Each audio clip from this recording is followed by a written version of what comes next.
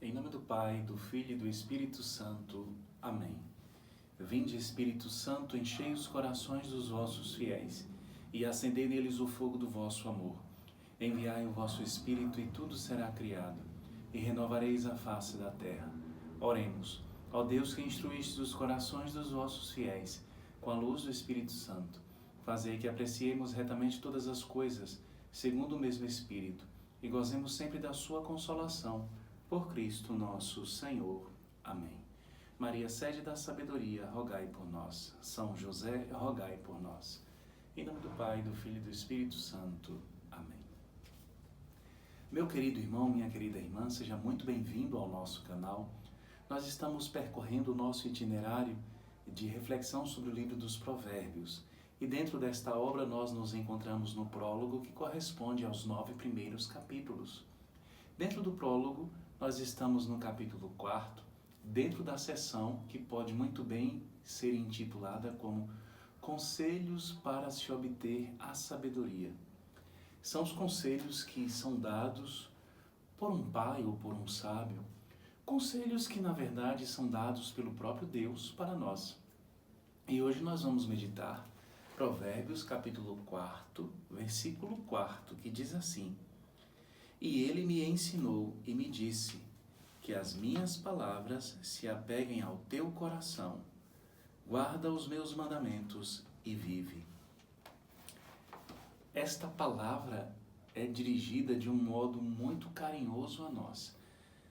Deus mesmo está lembrando para nós que nós precisamos guardar em nosso coração, apegar em nosso coração, conservar em nosso coração os ensinamentos dados por aqueles que Deus constituiu como autoridade em nossas vidas, de um modo muito especial os nossos pais, nosso pai, nossa mãe. Mas não se trata somente deles, todas aquelas autoridades que Deus constituiu para nos orientar, para nos ajudar no caminho da vida. E aqui, por que isso? Porque as autoridades representam para nós as indicações do próprio Deus. Deus não nos criou para que nós vivêssemos de forma anárquica, vivendo numa anarquia, ou seja, sem orientação, sem lei, sem autoridades. Deus nos criou para vivermos de modo ordenado. Deus nos criou para vivermos obedecendo a uma hierarquia, uma ordem que se manifesta de forma hierárquica. Mas por que isso, Fabiano? Porque Deus nos quer felizes, Deus nos quer vivendo plenamente a liberdade. Mas como assim, vivendo plenamente a liberdade? Liberdade está associada à ordem, liberdade está associada à hierarquia. Isso não parece contraditório? Isso não é paradoxal? A modernidade tenta nos passar essa ideia. O modernismo tenta nos fazer insurgir-se contra toda e qualquer espécie de instituição. Sobretudo aquelas instituições que têm origem em Deus. A igreja, a família.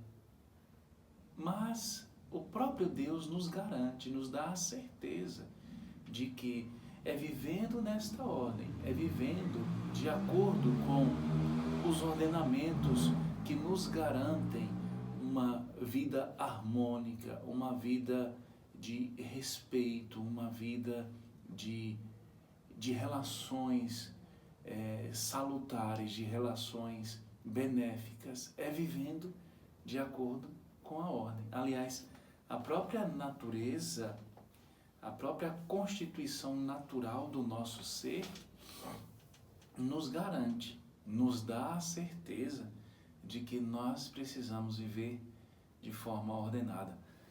Agora, este versículo está na continuidade do versículo de ontem, que Deus me concedeu a graça de meditar com a minha amada esposa, Gidalva.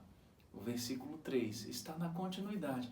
Lá no versículo 3, o autor dizia: porque eu era filho para meu pai, terno e único aos olhos de minha mãe. Ele está falando diretamente, o autor do livro dos Provérbios está falando diretamente da sua relação com seu pai, da sua relação com sua mãe. O modo como ele recebia os ensinamentos de seus pais e o modo como ele se portava diante da educação recebida por seus pais. Pois bem, aqui ele está dizendo a respeito do seu pai: ele me ensinou e me disse que as minhas palavras se apeguem ao teu coração, guarda os meus mandamentos e vive. O seu pai, aqui personalizado na figura de Davi, porque o autor do livro dos Provérbios é personalizado na figura de Salomão, então o pai do rei Salomão foi o rei Davi. Aqui o autor coloca nos lábios do próprio rei Davi, o rei Davi dizendo para o seu filho Salomão, que as minhas palavras se apeguem ao teu coração, guarda os meus mandamentos e vive. É óbvio que aqui nós precisamos trazer esta palavra também para nós. Aqui se supõe que se trata de um conselho dado por um pai que teme a Deus. Um conselho dado por uma mãe que teme a Deus. Não é um conselho dado por um pai, por uma mãe que ensina coisas ilícitas ao seu filho, que ensina coisas que estão em desacordo, que discordam da vontade de Deus, da lei do Senhor, daquilo que é o correto, daquilo que nos leva à santidade. Na verdade, quando um pai ou uma mãe nos ensina coisas que não estão de acordo com a lei natural, que não estão de acordo com a reta razão, com o reto uso da razão, quando nos ensinam coisas que contrariam também a própria lei de Deus, o próprio Evangelho, a palavra divina, o Catecismo da Igreja Católica nos garante que nós não podemos, não só não devemos obedecer, como não podemos obedecer a esse tipo de instrução.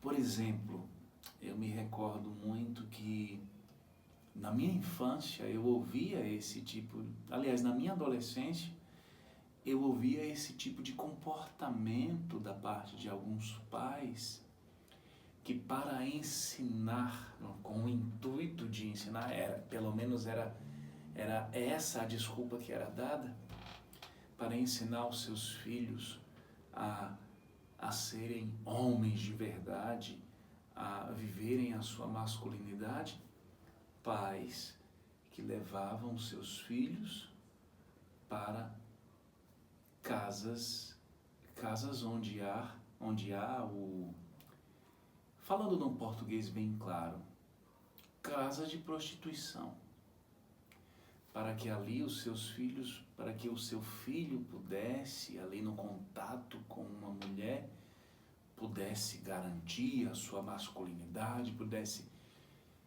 Isso jamais, meus irmãos e minhas irmãs, isso jamais consistirá em um conselho que devemos tomar da parte de nosso Pai. Deus nos livre de um pai, de qualquer um de nós proceder desse modo, e muito menos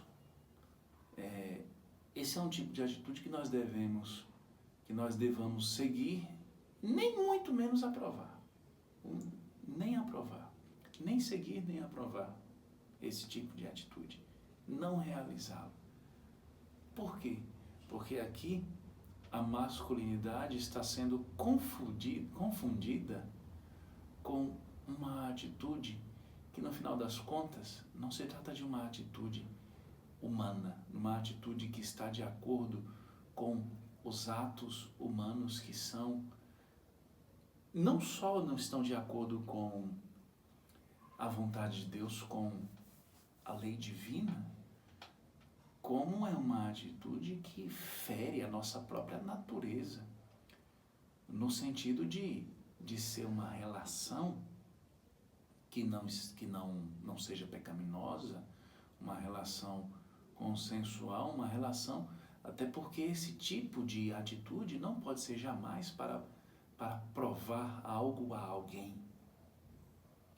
Tanto fere a sensibilidade, como vê o outro como uma pessoa descartável, como vê como ver, como a forma de lidar e de se relacionar com as pessoas é uma forma muito brutal, é uma forma que desconsidera o ser humano na sua integridade.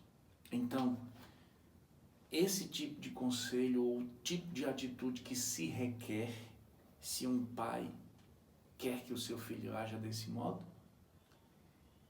esse não é o tipo de corresponder a esse conselho ou a essa ordem. Jamais se trata de honrar pai e mãe. No final das contas, se trata de desonrar o Pai Supremo, que é Deus, de quem provém toda a paternidade na terra.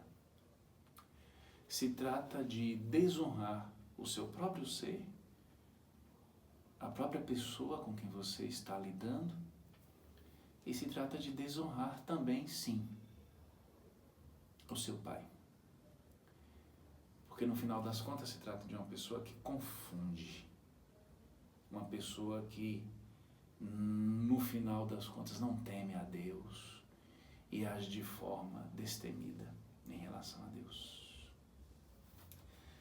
O conselho que se deve seguir é exatamente o conselho de um pai, de uma mãe que teme o Senhor, que segue a vontade de Deus, que age de acordo com o pensamento do Senhor. É este o conselho que se deve seguir. É o conselho de um pai, de uma mãe que ensina o seu filho, que ensina a sua filha a rezar, a respeitar o próximo. É o conselho de um pai, de uma mãe que ensina o seu filho, a sua filha a frequentar a igreja, a ler a palavra de Deus, a meditar a palavra de Deus. É o conselho de um pai, é um conselho de uma mãe que ensina o seu filho, que ensina a sua filha a ser honesto, a ser verdadeiro, a ser uma pessoa íntegra, uma pessoa que está inteira nos seus relacionamentos. Um conselho de um pai, de uma mãe que ensina ao seu filho a ter relações verdadeiras, relações saudáveis, relações que proporcionam o crescimento, tanto o próprio crescimento como o crescimento do próximo.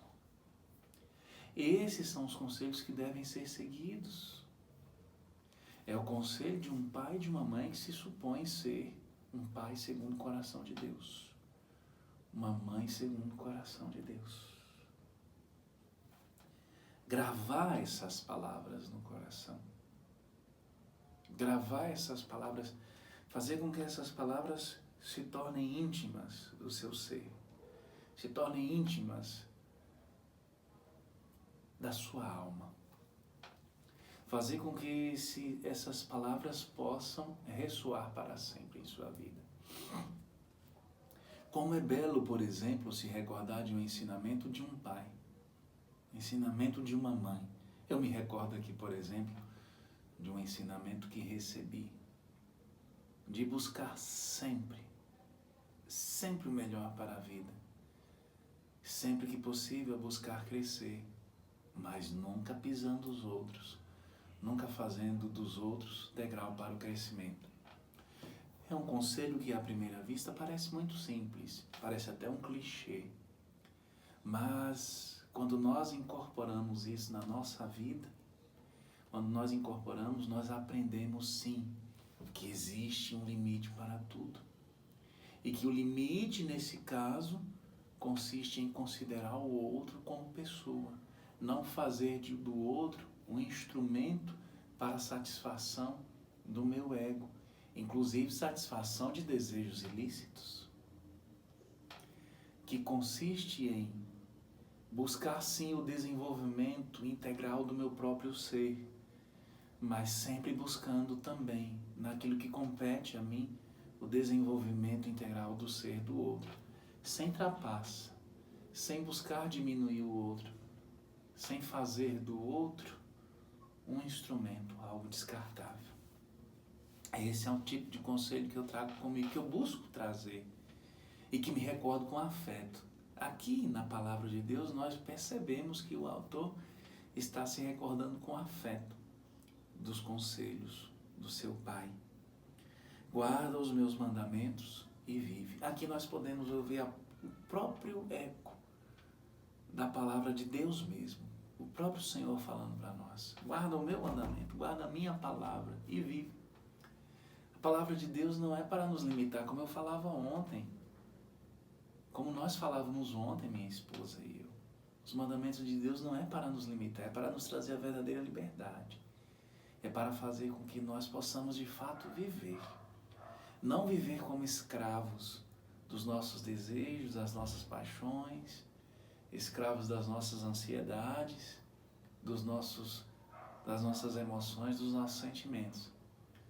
Mas viver livres, dominando as nossas paixões, as nossas emoções, os nossos sentimentos, dominando a nossa ansiedade.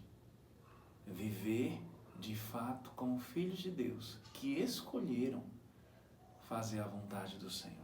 Guardar sempre a palavra de Deus dentro do nosso coração.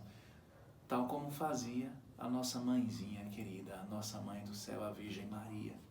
E eu quero finalizar trazendo exatamente o exemplo da Virgem Maria.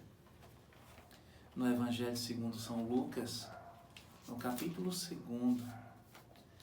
a palavra de Deus fala assim, Evangelho segundo São Lucas, capítulo 2, versículo 19. Maria, contudo, conservava cuidadosamente todos esses acontecimentos e os meditava em seu coração. Maria fazia sempre da realidade, a realidade conduzida pelo próprio Deus, Deus da história, o Deus que está presente na nossa história pessoal. Maria fazia sempre disso, ela lia os acontecimentos como palavra viva de Deus. E é exatamente por isso que ela meditava em seu coração. Nenhum acontecimento escapava ao seu olhar. Por que, Fabiano? Por que isso? Por que você pode falar isso com tanta segurança? Porque essa mesma constatação feita por São Lucas vai aparecer em outro versículo. Então isso significa dizer que essa atitude de Maria era uma atitude costumeira. Não foi uma atitude pontual somente para aquele acontecimento, que aqui no contexto se trata do nascimento de Jesus.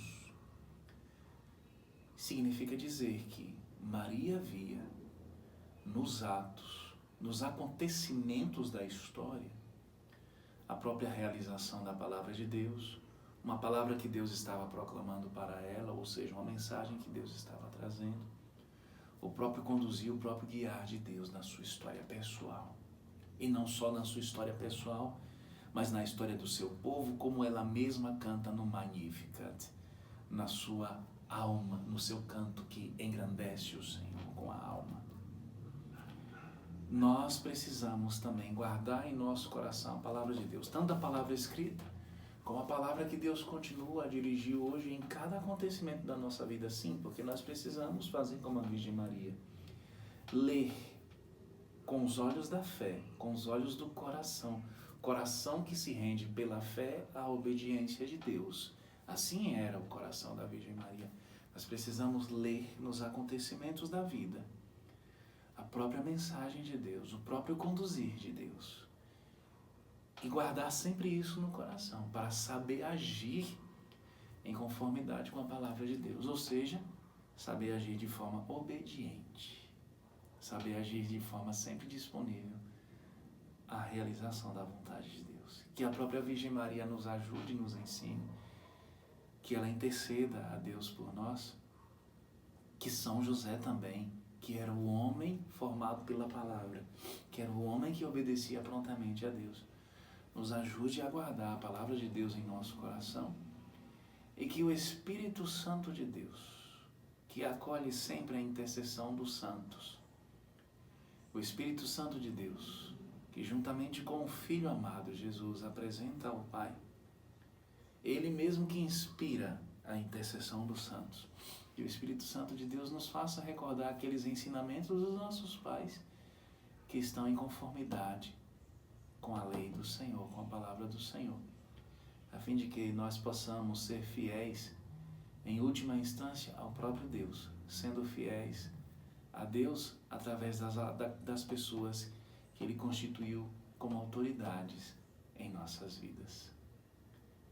Louvado seja nosso Senhor Jesus Cristo, para sempre seja louvado. Fique na paz do Senhor.